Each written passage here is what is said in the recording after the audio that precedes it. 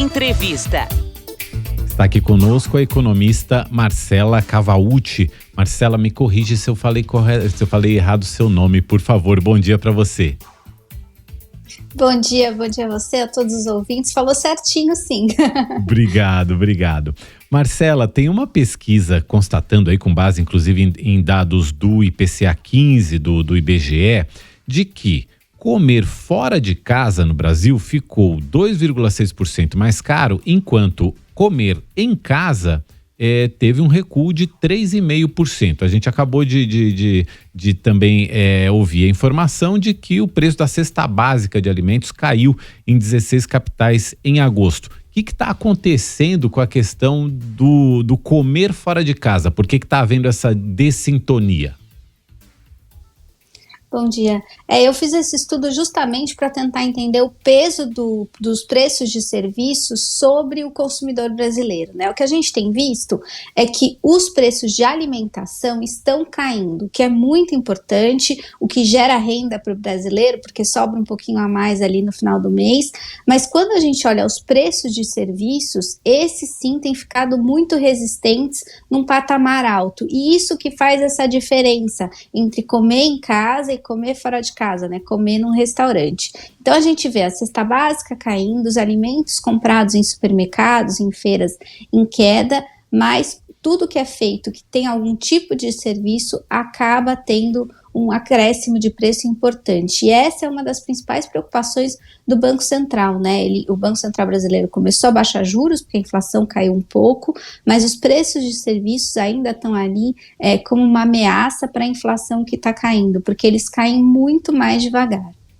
E Marcela, isso significa, quando a gente fala em preços de serviços, a gente está falando de remuneração de quem presta o serviço, ou a gente está falando no custo total, por exemplo, o aluguel também do estabelecimento comercial, né, do restaurante, por exemplo, custos como energia, do que exatamente a gente está falando?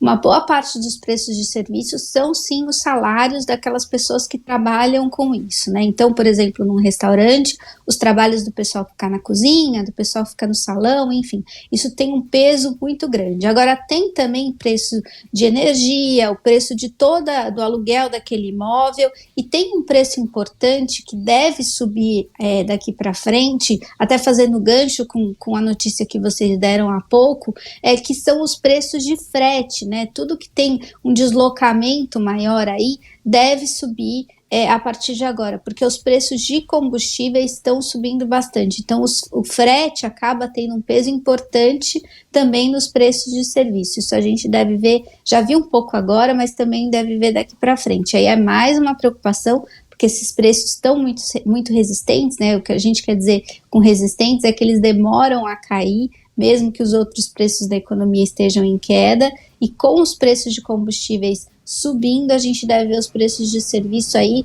piorarem um pouquinho daqui para frente. E aí, você chegou a mencionar a questão do Banco Central, quer dizer, quando o Banco Central olha lá na frente para decidir política de juros, se mantém juros, se baixa juros, esse é um componente importante nessa análise, né? É um componente muito importante, até porque os preços de serviços, eles têm o que a gente chama de efeitos secundários, né? Então, a gente vê os preços de serviços aumentarem, e aí isso pode reverberar pela economia. Dando um exemplo simples aqui, se os preços de escolas de crianças estão subindo, eu que sou mãe vou querer ganhar um pouco mais, ou vou querer ter um aumento no meu salário para que eu possa cobrir esse aumento da escola, e assim isso acaba reverberando pela economia.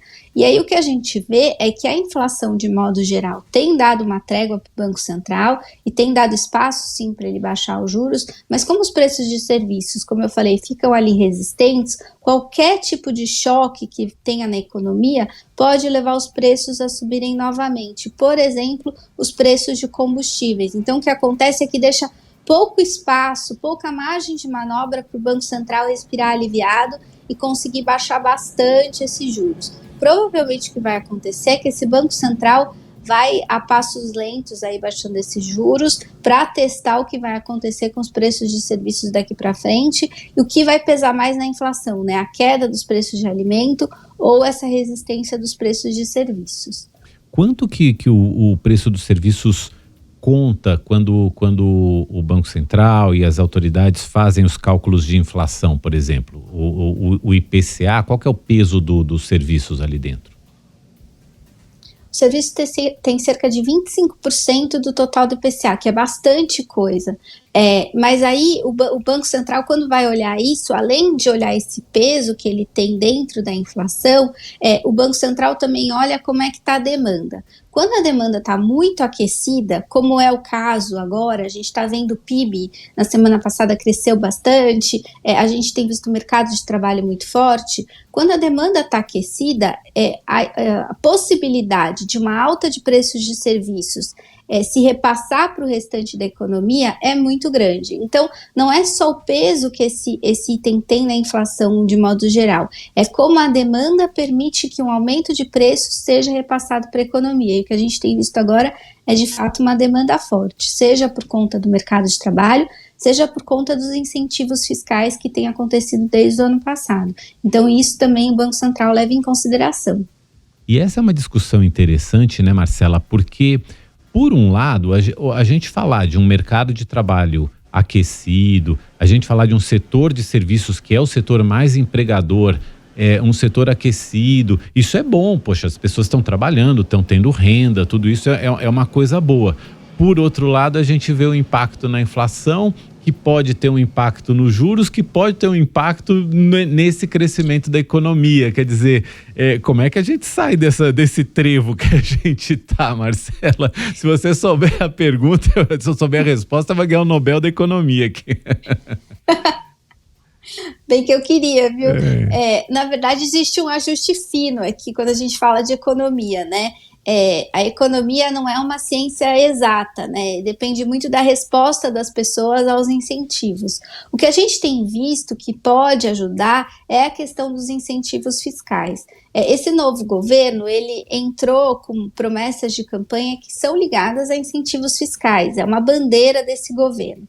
Quando o governo gasta muito, ele incentiva muito a demanda e isso acaba pegando na inflação num segundo momento, impedindo a queda de juros. Então, o que a gente tem visto agora é que o Banco Central, inclusive, tem dado esse alerta, é que a questão fiscal pode ser um limitador para essa queda de juros. Então, os juros estão caindo, isso é importante, mas por conta desse incentivo extra à demanda que o governo tem feito, os juros podem não cair tanto quanto eles poderiam em um outro momento. Então tem esse ajuste fino do fiscal, teve o marco fiscal que foi aprovado recentemente, mas agora e esse marco fiscal, só para o pessoal entender, ele quer dizer que o governo tem um limitador para gastos e também uma meta de economizar um pouco de dinheiro para os próximos anos, mas o mercado não sabe ainda como que o governo vai cumprir isso, dado que ele tem prometido gastos adicionais. Então a gente tem que entender o que o governo vai fazer e isso pode ser, esse incentivo fiscal pode ser o ajuste fino aí que ajude a inflação a ceder de forma mais rápida. A gente conversou e agradece muito a Marcela Cavauti, que é economista, fez essa pesquisa sobre as diferenças entre refeição fora de casa e refeição em casa e nos explicou aí todo esse contexto da inflação, dos preços dos serviços, do que está aquecido, do que isso pode impactar na nossa vida. Marcela, muito obrigado. Volte sempre aqui ao Nova Manhã. Obrigada. Um bom dia para você.